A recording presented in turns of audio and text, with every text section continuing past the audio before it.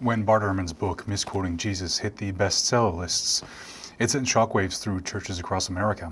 Ehrman, a former evangelical turned agnostic and head of religious studies at the University of North Carolina, dropped a startling number: between 200,000 and 400,000 differences, variants, existing among the surviving manuscripts of the New Testament.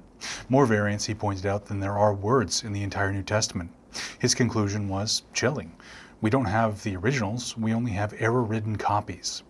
If the scribes who copied the Bible through the centuries introduced errors and even deliberate changes, how can anyone trust what they read today?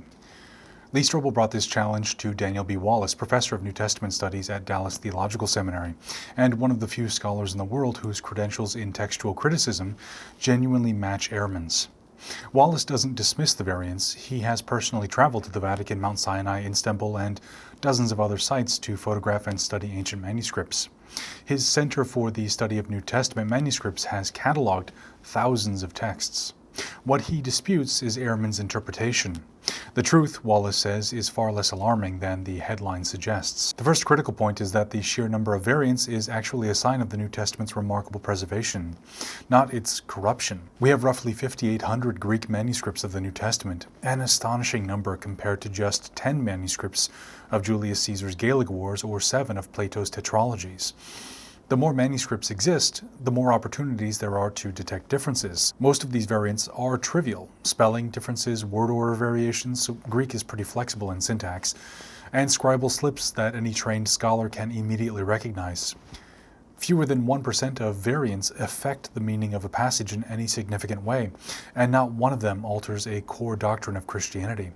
As Wallace puts it, scholars across the theological spectrum agree that, in all essentials, our New Testament manuscripts go back to the originals. Wallace also addressed the famous problem passages that Ehrman highlighted, including the story of the adulterous woman and the longer ending of Mark.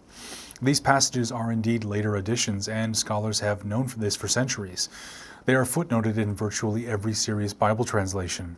But far from undermining confidence in the text, this transparency is evidence that textual critics are doing their job.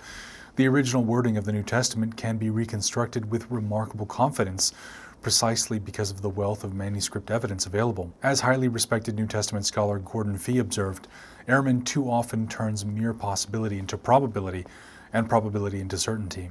The picture of a hopelessly corrupted Bible simply isn't what the evidence supports.